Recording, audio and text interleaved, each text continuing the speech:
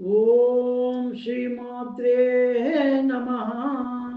అందరికీ భోగి కనుమలతో పాటుగా ఎన్నో సంతోషాల, సరదాల, సంబరాల సంక్రాంతి శుభాకాంక్షలను అందజేస్తుంది మీ అందరి అభిమాన ఆహాహా ఏమి పద్యం ఛానల్. 3 రోజులతో కలిసి ముచ్చటైన పెద్ద పండుగగా పిలువబడే ఈ సంక్రాంతి పండుగ ఎన్నో ప్రత్యేకతలు సంతరించుకుంటూ వస్తుంది. తమ పెద్దలను తప్పకుండా తలుచుకుని విశేష దానాలు చేస్తారు అన్ని కులాల వారు. అల్లుళ్ళతో, కోడళ్లతో, కూతుళ్లతో కలిసి కుటుంబం అంతా ఆనందంతో పరవళ్ళు తొక్కుతూ ఉంటుంది. దూరాన ఉన్నవారైనా సరే వచ్చి తమ హాజరు వేయించుకుంటూ ఉంటారు. రైతుల కళ్ళల్లో కూడా కొత్త ధాన్యపు పంట చేతికి అందడంతో ఆనందంతో వారి కళ్ళు మిలమిలా మెరుస్తాయి. వారి ఇళ్ళన్నీ కూడా కళకళలాడుతూ ఉంటాయి. పశువులకు పూజ చేస్తారు గోమహాలక్ష్మిగా. సంకురాతిరికి హరిదాసుల, గంగిరెద్దుల, గొబ్బెమ్మల, రంగురంగుల ముగ్గులతో నేలపైనే హరివిల్లులు వెళ్ళి విరిసే కళ్ళు చెదిరే సందడి సరే సరి. పట్టుపరికి నీల శోభతో సంక్రాంతి లక్ష్మి వచ్చేను మీ ఇంటికే సరాసరి. సంక్రాంతికి గల ఇంకో ప్రత్యేకత తిథులతో సంబంధం లేని పండుగ. వినాయక చవితి, విజయదశమి అని, దీపావళి, అమావాస్య అన్నవి చాంద్రమాసంలోని పండుగలు. కానీ సంక్రాంతి సూర్యుడు మకర రాశిలో ప్రవేశించే శుభగడియలో సంక్రాంతి జరుపుకుంటాము. తిథితో సంబంధం లేదు. మన అహంకారాన్ని మంటలో వేసి చలిని ఎదిరిస్తాం మనం భోగి నాడు. ఈ మాసానికి కొత్త పేరు పెట్టుకుంటాం, ధనుర్మాసంగా పరిగణిస్తాం. ఈ సంక్రాంతి నాటి సరదాలను అలాగే వేడుకలను గుర్తు చేస్తూ సాగిన శ్రీ నాగుల శ్రీనివాసరావు గారి అద్భుతమైన సంక్రాంతి అనే శేషపద్యాన్ని చూద్దామా? ఇది వారు రాసిన నమో భారతాంబ అనే ఖండకావ్యంలో ఉంది. చూడండి, ఆ పద్యం చదువుతున్నాను.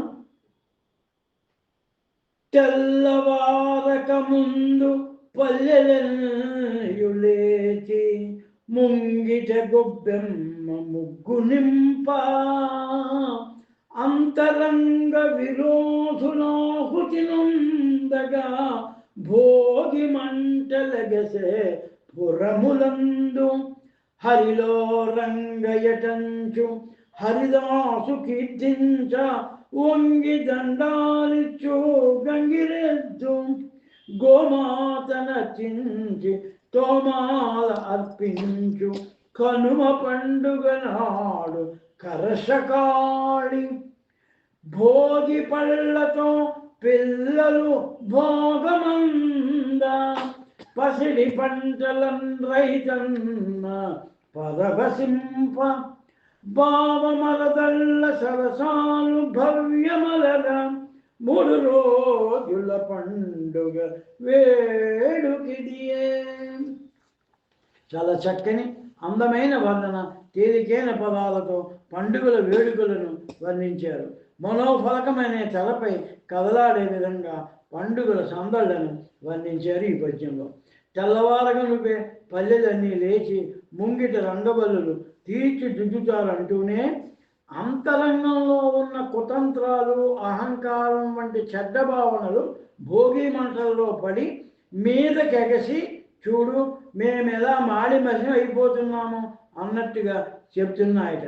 అంటూనే పురములందు అనే పదం వేసి గ్రామీణులు అమాయకులని, స్వచ్ఛమైన నిష్కల్మషమైన మనసు గలవారనే భావనని ఈ పద్యంలో మనకు ద్యోతకం చేశారు కవిగారు.